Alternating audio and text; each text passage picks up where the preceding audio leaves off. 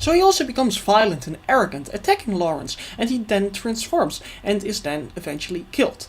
His relationship with Lawrence is also really complex and deep. He loves Lawrence, but since his first transformation, he has become self-centered and abusive, having him committed, and I reminded being critical of Lawrence's frustration with the villagers, even though Lawrence was a victim of their prejudices. Due to him, also, he's still somewhat comforting and warm, talking with him about the universe and the death of his wife and Lawrence's mother, but also dishonest. But he does want to protect him from his attacks, advising him to stay home. When Lawrence doesn't and is bitten, he's still somewhat protective of him against the townspeople, but when he discovers his father's hidden tomb, John uses him and frames him, and again demands of him to be strong, and tells him his life story while being arrogant and gloating and giving him the option of killing himself. But when Lawrence tries to stop him, he attacks him and finally unleashes his anger on him, the inevitable conclusion being them fighting each other like beasts.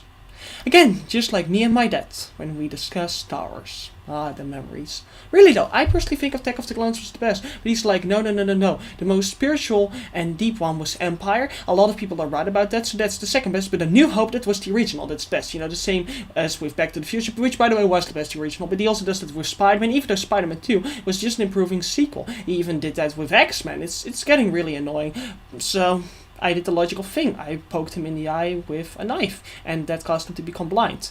And he still loved me, because, you know, as the Catholic he is. So then I poked him in his other eye, and yeah, that's just pushed him over the edge. Then he also became vicious, and then he decided to do very monstrous things himself, and then we unleashed horrible horrors upon each other. I started repeatedly stabbing him, and he also became monstrous. I became sadistic and vicious, and you're probably wondering now, what did he? Well, he called the cops, really. On his own son. What is wrong with him? The memories. His relationship with Gwen is also interesting. He's distant and rude to her, and angry she wanted to take Ben away from him, even though she doesn't know this, so at first it's a mystery why he's so cold. Yet he's also polite and appreciative when she offers to take care of Lawrence. Francis is also really interesting. He's prejudiced, skeptical, condescending, yet civil, polite, methodical, violent, cruel, cold, and also apathetic, just sitting in the tavern, and justifiably becomes the next beast. And is Lawrence's opposite, because the Matrix references, you know, they're just inevitable. If you take the blue pill, you know, I'm surprised Yu-Gi-Oh! Bridge didn't do more of that. I mean, they do Star Wars references, they've done Star Trek references, they've done Family Guy references, but nothing the Matrix related.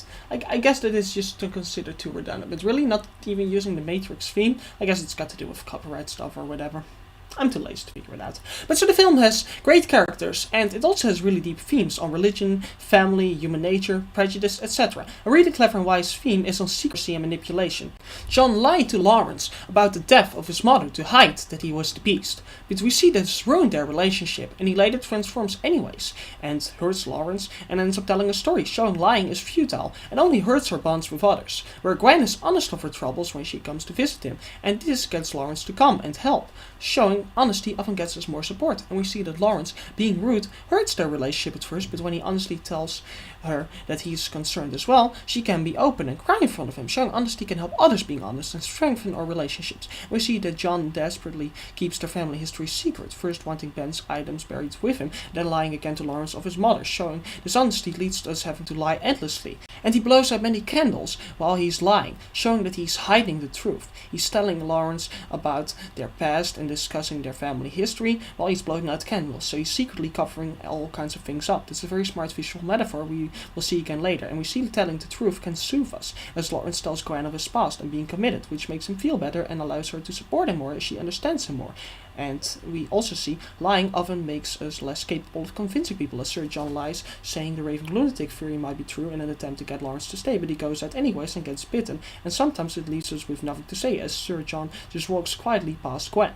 And we see that the gypsy woman is honest, admitting he might transform, but explains she's saving him because he's also a man and it would be wrong to kill him, showing that honesty goes along with morality. And also we see that often politeness can just be passive aggressiveness, and is honest as well, as Francis wants Lawrence looked at as he thinks he's crazy, but very calmly accuses him, and we see that often to stand up for ourselves we need to be direct, as Lawrence is to Francis. And also we see that even if we can't be fully honest, trust is important, as Lawrence is not sure of what is happening to him and doesn't want to acknowledge that he's transforming, so he just asks Gwen to leave, and she does. Just as a no-counter fault, man. Why can't every breakup just be this simple? Also, we saw honesty can help us deal with guilt, as Gwen admitted she felt guilty for getting Lawrence to come, which also causes Lawrence to say he was happy to come and there was nothing wrong with what she did, relieving her of her guilt. And later we see Lawrence go after his father as he sees him enter his mother's crypt, where we even get more great symbolism. Candles are everywhere in the crypt. Lawrence uses one. There are candles on the shrine dedicated to Lawrence's mother. And Sir John holds out a candle as well, and this is meant to represent certain things that may have been kept in the dark, particularly the Talbot family history, and that have deceived Lawrence and the village are being brought to light, so to speak. This makes the scene where Sir John blows out his candle all the more interesting, as he's covering up the truth of the past. The film also really subtly and visually conveys its themes, and we will see even more of that later on. We see, in the end, the truth only becomes more painful now that Lawrence learns what his father is, yet lying is compulsive, so he locks him up and frames him, again, just like me and my dad. And again, it was just the other way around. But we see in the end, we often still want to tell the truth, as John tells Lawrence everything in the asylum. And we see sometimes when we do tell the truth, people don't want to hear it, as in the asylum they torture Lawrence for saying his father is a monster, and we see they drown him and gag him, literally silencing the truth. And that when he escapes, he tells Gwen he's cursed, yet that he loves her, which brings him at peace, showing that once again, honesty about her own condition and towards herself and towards her loved ones is important, and it causes her to confess that she loves him. Also, we see sometimes good people lie, as Gwen does to defend Lawrence from Francis, and bad people are honest, as he tells her she cannot save him. And lastly, we see it is important to be honest with ourselves, as Gwen denies that she has to kill Lawrence, but when the gypsy woman says her love is necessary to save him because she needs to save his soul and therefore also kill him, she starts to consider it. And in the end, when he stays wild, she shoots him and honestly admits she's sorry, and Lawrence acknowledges it had to be this way, and therefore both can now be at peace and their honesty comes together. And this is a really complex, multi-layered theme, as it is true that many lies are futile and they destroy trust. And if we are honest, people can understand us and make others feel like they can trust us, allowing them to be honest themselves. And if you share your problems, you can feel appreciated. And it is trust that allows people to follow us even when we sometimes cannot be totally honest. That is blind trust. And it's true that once you lie, you often need to build on your lies with even more lies and keep building until you've created an endless web of dishonesty. It's like sola fide. It is against the true church's doctrine, so you deny their authority, but you have to ignore sacred tradition which supports their authority. So you go sola scriptura, but the Bible contains praying for the dead. So you remove Maccabees, and then you say that the church edited at the Council of Trent when it was in the Bible for over 1,000 years. And also it is true that lies ruin our credibility. The truth is solid as a rock, like the Pope, who has more credibility than Martin Luther. It is also true, often we are speechless, like in anger management, where I bet he would say aghast. Yeah, I'm now watching that over Scrubs. It's a lot better. It is a good show. It portrays an OCD's character with dignity. Yeah, okay, I thought the sun was hot, of course. She was so smoking even then. But so anyway, and morality and honesty indeed often go hand in hand. As when you lie, you can lie about what is moral, and it is passive aggressiveness that is pure manipulation. And confessing our errors can allow us to deal with them, and lying often becomes compulsive. That is the basis of abusive relationships. Once again, like me and my dad, and once again, the other way around. Also, people often indeed want to ignore the truth. Like, you see this coming, right, don't you? People ignore the Holocaust, or that fetuses feel pain, or that Prometheus was gonna suck. And they didn't even see it. Also, that is why many people were declared insane, heretics, or witches who spoke the truth, and sometimes we really do want to get the truth out. Okay, you know what? I am gonna calmly call my girlfriend again.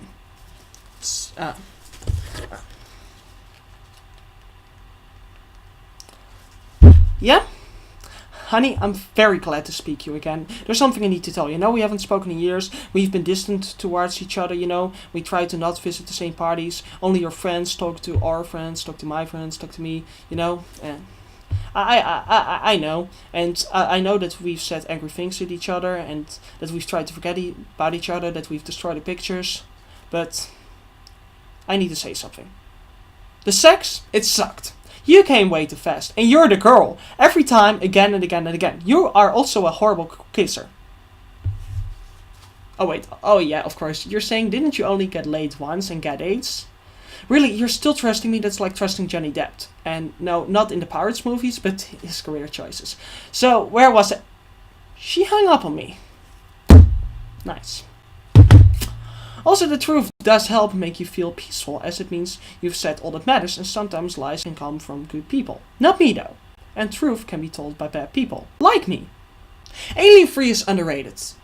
I'm sorry, it had to be said. That's honesty. And being honest with ourselves allows us to accept reality and be happy with the way things are. So this theme was really deep and wise and very smart. And also there's a smart and detailed theme on religion, being cursed, blessed, sinning and hypocrisy. Now I will try to keep the self-indulgence to a medium. Haha, get it? Superstition, not minimum, but medium. Anyway, the film starts off showing the pure of heart pray by night, but that you can still become a monster. We see demons are real, which is what Gwen calls her problems, and she says it is easy to fight imaginary ones, as Lawrence does by being an actor, showing that people often try to hide from the reality of how dark and cruel the world is. And we see that we aren't always physically protected by holy relics, as Lawrence's brother had one, yet he got killed. And also we see faith can be comforting, as Gwen reads from the Bible and Lawrence is recovering, but that people can also take religion and turn it into prejudice. The visor, rather than using his religious authority for good and to help calm the community, instead uses it to promote racist vigilantism, saying that Lawrence has been forsaken by God and must be killed. Here we get a very well done montage of the villagers preparing for the next full moon, and we see fear begins to overtake the village and the villagers, including Lawrence himself. The fact that these emotions of fear and anxiety can be portrayed through simply a small montage where we show people's their actions with only one person saying all of the dialogue represents the whole village, because everybody is religiously fanatic, so trust the visor, is a testament to how well the film is able to get its themes across. And he also comes that the power of Satan can transform men into beasts, and we need to prepare, which is true. But he was cruel, attacking Lawrence, and he continues the prejudice that makes them sinners, just as when they wanted to kill the bear and when they insulted Lawrence, his mother, and he says God will protect them, but he won't. They're Anglicans. You deny us the transubstantiation, you twats. I'm actually serious, God won't protect Anglicans. Fuck them. By the way, is it just me, or is that Visor the great-great-grandfather of Plinkett? They are both prejudiced, think opinions are subjective, derogatory and arrogant, thinking they have authority. Hell, I wouldn't be surprised if Plinkett is holding ceremonies denouncing us and claiming us to be werewolves that are going to kill everybody. That was written by the movie Doctor Fall, and I didn't want to alter his ideas. I respect the writer's opinion as, an actor. I also respect Plinkett's opinion, so you don't need to hate me or need to thumb down my video or form an angry mob or publicly lynch me while cheering or poke out my eyeballs and then put salt in the sockets or force me to drink salt water or suffocate me by holding me in a shark tank while you have piranhas eat at my legs and then slowly put all kinds of painful olive oils and whiskey into it so it gets infected and so that I slowly die from gangrene. That's not at all necessary. And I just gave you way too many ideas, didn't I? Let's move on. Hey, that was a good joke, wasn't it, Mom? I mean, really, I even improvised all of it. And wait a minute, I came up with all of this torture practices on the spot. That's disturbing. You just get that and call my psychiatrist again. Ask him for quadruple doses. I'm gonna have to look up where I am. Can you hold on a second?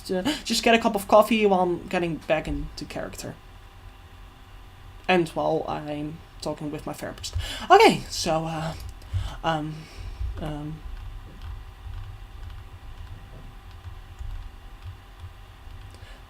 yeah, let's just make it clear, okay? It's the movie Dr. Falls IDs, so goes to his channel. Or that of Norties, Cal Nortums. That would be cool as well. And also we see that sincere faith can give us strength, as the gypsy woman blessed Gwen with the saints, allowing her to kill Lawrence, to save him. That's because the gypsies are more humble and moral, considering when killing a man is justified, which is deserved, as they are Eastern Orthodoxes. They are mere schismatics.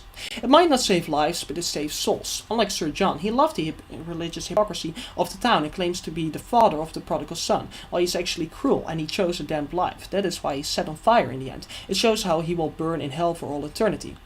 Wait a minute, the rich white man is bad and the gypsies are good? Oh my god, I'm being tricked into liking and praising Pocahontas. Again! Also, if demons exist, so does God. So, as Gwen says, therefore there's hope, and therefore she could save him, at least a soul. And Lawrence found hope by praying to God in Gwen's shop.